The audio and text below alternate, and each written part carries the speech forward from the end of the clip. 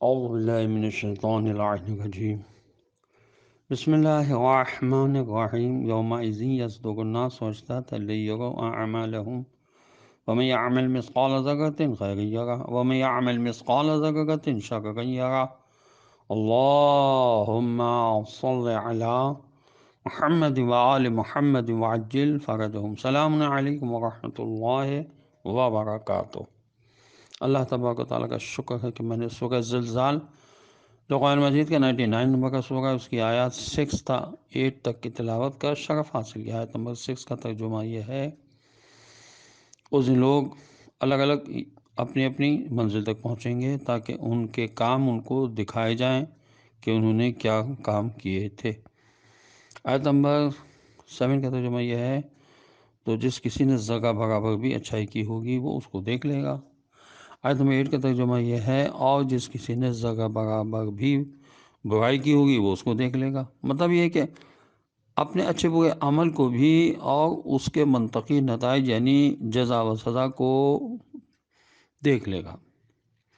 تفسیر نمونہ میں آیت نمبر 6 کی تشریح میں لکھا ہے کہ یہ تجسیم اعمال کا ثبوت اس آیت سے ثابت ہوا کہ انسان نے جو کام کیے ہوں گے وہ سب جسم اختیار کر کے اس کے سامنے لا کر دکھا دیے جائیں گے اور اس کے ساتھ ساتھ رہیں گے۔ قرآن مجید میں دوسری آیات میں بھی تجسیم اعمال کی طرف اشارہ ہوا ہے، مثلا یا بنی انہا ان تک مثقال حبۃ من خردل فتکن فی صخرۃ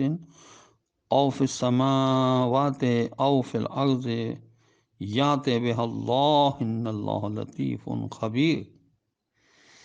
سورہ لقمان کی آیت 16 ارشاد ہوا، حضرت لقمان نے اپنے فرزند کو نصیحت فرمائی، اے میرے فرزند، اگر کوئی نیک عمل یا بد عمل ایک رائی کے دانے کے برابر بھی ہوگا، چاہے وہ کسی پتھر کے اندر یا آسمانوں میں یا زمین کے کسی گوشے میں ہی کیوں نہ چھپا ہوا ہو، خدا حساب لینے کے لیے اس عمل کو بھی کھینچ لائے گا، کیونکہ حقیقتاً خدا بڑا باریک بین اور ہر چیز کا خوب اچھی طرح جاننے والا ہے۔ تفسیر نمونہ میں اس آیت کی شان نزولی لکھی ہے کہ پیغمبر اسلام صلی اللہ علیہ وسلم کے بعد صحابہ تھوڑے مال کو خرچ کرنے کو اہمیت نہیں دیتے تھے اور چھوٹے معمولی گناہوں کی کوئی پرواہ نہیں کرتے تھے۔ اس لیے یہ آیت اتری تاکہ معلوم ہو جائے کہ چھوٹے سے چھوٹے نیک یا برے عمل کا بھی حساب ہوگا۔ آیت نمبر 8 میں سوال یہ ہے کہ خداوند عالم کا فرمانا کہ جس نے ذرہ برابر بھی برائی کی ہوگی وہ اس کو دیکھے گا، اس کا مطلب اکثر نے یہ لکھا ہے کہ انسان نے اگر ذرے کے برابر بھی برائی کی ہوگی وہ اس کی سزا پائے گا، مگر یہ بات عقل کے خلاف ہے۔ مثلا اگر کوئی آپ کا نوکر غداری اور نمک حرامی کرے، اس کا مجموعی رویہ بغاوت کا ہو تو درست ہے کہ اس کو ہر برائی کی سزا دی جائے گی، لیکن اس کے برعکس اگر کوئی نوکر حتی الامکان اطاعت کی کوشش کرے مگر اس سے خطائیں بھی ہو جائیں تو یہ مناسب نہ ہوگا کہ اس کو بھی ہر خطا کی پوری سزا دی جائے جبکہ وہ مجموعی طور پر وفادار رہا ہے۔ تو قرآن نے اس کا فیصلہ خود فرما دیا کہ جو مومن بڑے بڑے گناہوں سے بچیں گے ان کے چھوٹے چھوٹے گناہ ہم خود معاف کر دیں گے۔ سورہ نساء کی آیت نمبر 31 میں بتایا گیا ہے، سورہ شورى کی آیت نمبر 37 میں بتایا گیا ہے، سورہ نجم کی آیت نمبر 32 میں بتایا گیا ہے۔ اس خداوند عالم نے خود فرمایا کہ مومن صالح سے ہلکا حساب لیا جائے گا، اس کی برائیوں کو معاف کر دیا جائے گا، اس کو اس کے بہترین اعمال کے لحاظ سے اجر دیا جائے گا۔ یہ سورہ عنکبوت کی آیت نمبر 7 میں بتایا گیا، سورہ زمر کی آیت نمبر 25 میں بتایا گیا، سورہ احقاف کی آیت نمبر 16 میں بتایا گیا، سورہ انشقاق کی آیت نمبر 8 میں بتایا گیا۔ ابن جریر نے لکھا ہے کہ جناب رسول خدا صلی اللہ علیہ وسلم نے فرمایا کہ دنیا میں جو معاملہ بھی تمہیں ایسا پیش آتا ہے جو تمہیں ناگوار ہو، وہ اصل میں ان ذرہ برابر برائیوں کا بدلہ ہے جو تم سے صادر ہوئی ہوں، لیکن ذرہ برابر بھی جو تم سے نیکیاں صادر ہو گئی ہیں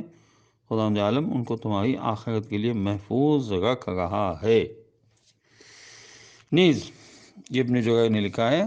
کہ حضرت صلی اللہ علیہ وسلم نے فرمایا اللہ تعالیٰ مومن پر ظلم نہیں کرتا، وہ کسی پر بھی ظلم نہیں کرتا، دنیا میں اس کی نیکیوں کے بدلے رزق دیتا ہے اور آخرت میں اس کی جزا بھی دے گا۔ رہا کافر تو اس کی بھلائیوں کا بدلہ دنیا ہی میں دے گا، پھر جب قیامت ہوگی تو اس کے حساب کتاب میں کوئی نیکی نہ ہوگی۔ یہ اس لیے کہ وہ قیامت کو مانتا ہی نہیں تھا اور اس نے قیامت کے لیے کوئی عمل بھی نہیں کیا تھا۔ ایک شخص نے رسول خدا صلی اللہ علیہ وسلم سے دریافت کیا جو کچھ خدا عالم نے آپ صلی اللہ علیہ وسلم کو علم عطا فرمایا ہے اس میں سے کچھ ہمیں بھی عطا فرمائے۔ تو آپ صلی اللہ علیہ وسلم نے اس کے سامنے یہی دو آیت پڑھی، وَمَن يَعْمَلْ مِثْقَالَ ذَرَّةٍ خَيْرًا يَرَهُ وَمَن يَعْمَلْ مِثْقَالَ ذَرَّةٍ شَرًّا يَرَهُ۔ پس جو شخص ذرہ برابر اچھائی کرے گا وہ اس کو دیکھے گا، اور جو شخص ذرہ برابر برائی کرے گا وہ اس کو دیکھے گا۔ اس دیہاتی بدوی عرب سائل نے جیسی ہی آیتیں سنی تو کچھ غور و فکر کیا اور کھڑا ہو گیا، کہنے لگا تکفینی ھذہ الآیہ، بس میرے لیے یہی آیات بہت کافی ہیں، اور یہ کہہ کر واپس جانے لگا۔ تو صحابہ کرام نے اس کو سمجھانا چاہا کہ ابھی تو درس شروع ہوا ہے، ابھی سے کہاں چلے؟ حضور اکرم صلی اللہ علیہ وسلم نے فرمایا اس کو جانے دو،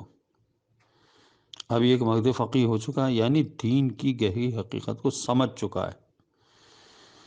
پھر آپ صلی اللہ علیہ وسلم نے فرمایا کہ رجع فقیہا، وہ فقیہ ہو کر لوٹ رہا ہے، کیونکہ ہر شخص سب سے بڑی حقیقت کیونکہ یہ شخص سب سے بڑی حقیقت جان گیا کہ عمل چاہے ذرہ برابر ہی کیوں نہ ہو، نہ چھوٹا ہو، اس کا بھی حساب لیا جائے گا، یہی علم اس کی تربیت کر دے گا۔ یہ تفسیر روح البیان میں اور تفسیر نور الثقلین میں واقع لکھا ہوا ہے۔ جس وقت یہ آیتیں اتری تو رسول خدا صلی اللہ علیہ وسلم کے مشہور صحابی ابو سعید خدری گھبرائے ہوئے آئے اور اس کی، یا رسول اللہ صلی اللہ علیہ وسلم کیا میں اپنے تمام چھوٹے سے چھوٹے و برے اعمال کو دیکھوں گا؟ فرمایا ہاں۔ ابو سعید اپنا سر پیٹنے لگے، بولے میری ماں میرے غم میں روئے، وائے ہو مجھ پر، میرا کیا برا حال ہوگا۔ جناب رسول خدا صلی اللہ علیہ وسلم نے فرمایا مگر تمہیں اس بات کی خوشخبری دیتا ہوں کہ تم اپنی تمام نیکیوں کو 10 گنا دیکھو گے، اور ممکن ہے 700 گنا تک ہو سکتی ہیں، اور اگر خدا چاہے گا تو اس سے بھی زیادہ کئی گنا کر دے گا، لیکن ہر گناہ صرف اور صرف ایک ہی شمار ہوگا، یا اسے بھی خدا معاف فرما دے گا۔ اور یہ بھی جان لو کہ کوئی شخص صرف اپنے نیک عمل کی وجہ سے نجات نہیں پائے گا۔ ابو سعید خدری نے عرض کی کہ حضور صلی اللہ علیہ وسلم کہ آپ بھی؟ فرمایا ہاں میں بھی، مگر یہ کہ خدا مجھے اپنی رحمت میں شامل قرار دے دے گا، یعنی میں بھی اللہ کی رحمت ہی کے سبب نجات پاؤں گا۔ یہ تفسیر در منسوخ میں لکھا ہے۔ تفسیر روح المعانی میں لکھا ہے کہ کافر منکر کی نیکی اس کو جہنم کی سزا سے تو نہیں بچا سکتی، مگر جہنم میں بھی اس کو وہ سخت سزا نہ دی جائے گی جو ظالم کافروں کو دی جائے گی۔ مثلاً تفسیر روح المعانی میں لکھا ہے کہ جناب رسول خدا صلی اللہ علیہ وسلم نے فرمایا کہ حاتم طائی کو جہنم میں اس کی سخاوت کی وجہ سے ہلکا عذاب دیا جائے گا۔ تفسیر کبیر، تفسیر تفہیم القرآن میں لکھا ہے کہ مگر یہ حقیقت پوری طرح واضح ہو گئی